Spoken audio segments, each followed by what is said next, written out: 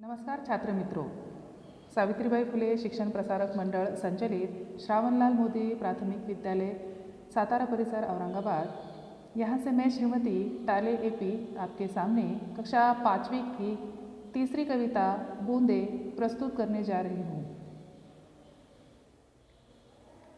हमारे कविता का नाम है बूंदे और बूंदे कविता के कवि है रोहिताश्व अस्थाना।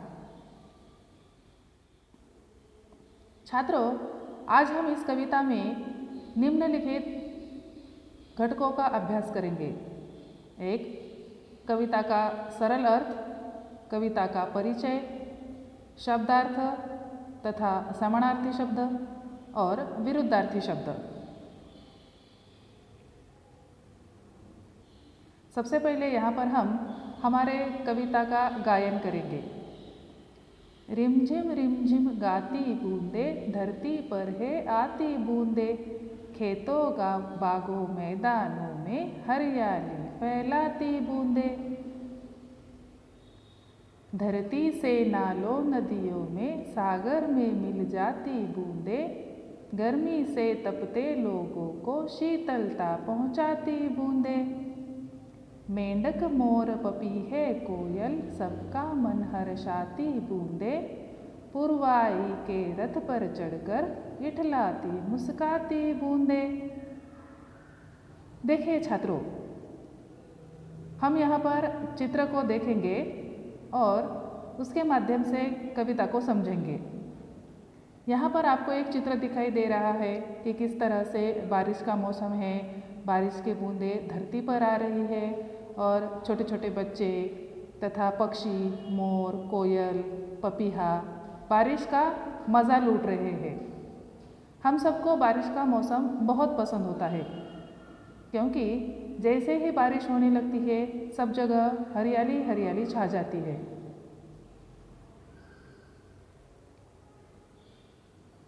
अब हम यहाँ पर हमारे कविता का परिचय देखेंगे।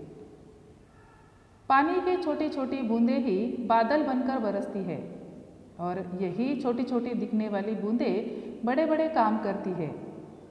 इनसे ही खेल, बाग, मैदान हरे भरे बन जाते हैं और यही बूंदें हम सबको जीवन भी देती है।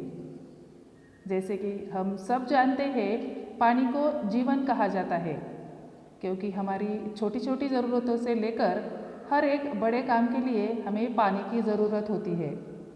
जैसे नहाने के लिए, खाना बनाने के लिए, पीने के लिए, खेतीबाड़ी के लिए तथा कारखानों में पानी की ज़रूरत होती है। इसलिए पानी को जीवन कहा जाता है। ये पानी की बूंदें दिखने में भली भली छोटी दिखती हो, परंतु ये बड़े बड़े काम करती है।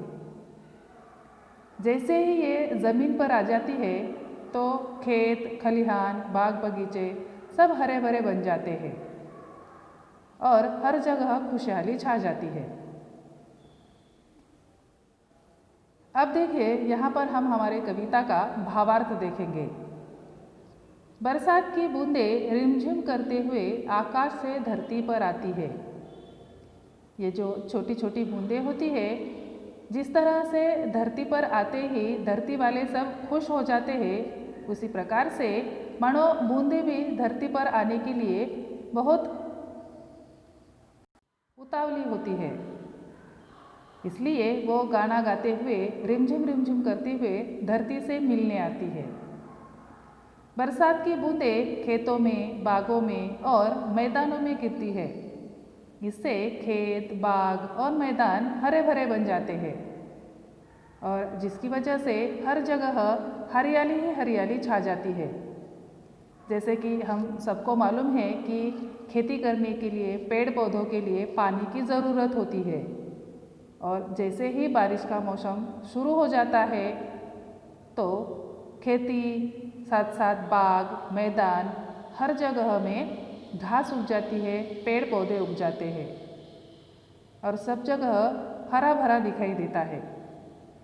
बरसात की बूंदें धरती पर गिरकर नालों और नदियों में बहती है और सागर में मिल जाती है। ये जो बरसात की बूंदें होती है, बादल बनकर बरसती है और जैसे ही धरती पर आती है नालों में और नदियों में बह जाती है। इसी छोटी छोटी बूंदों से एक दिन बड़ा सा समंदर बन जाता है। बरसात की बूंदें धरती पर गिरकर नालों और नदियों में जैसे ही मिल जाती है, एक बड़ा सा समंदर बन जाती है।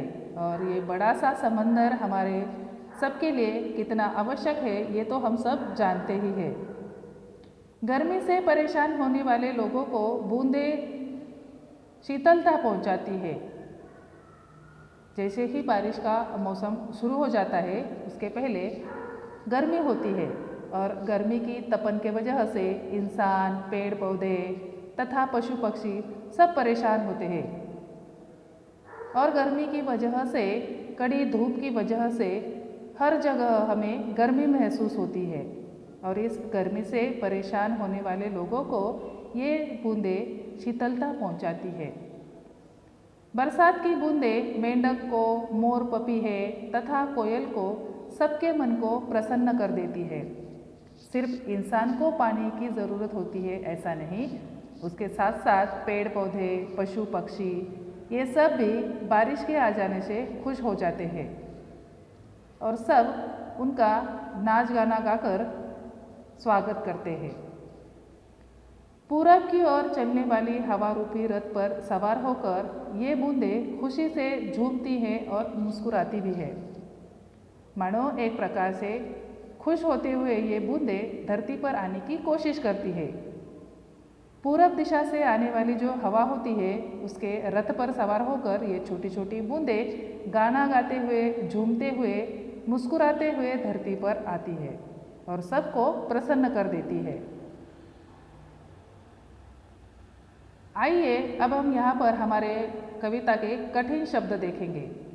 शीतलता यानी ठंड, इठलाना यानी इतराना, पूर्वाना यानी पूर्व दिशा से आने वाली हवा।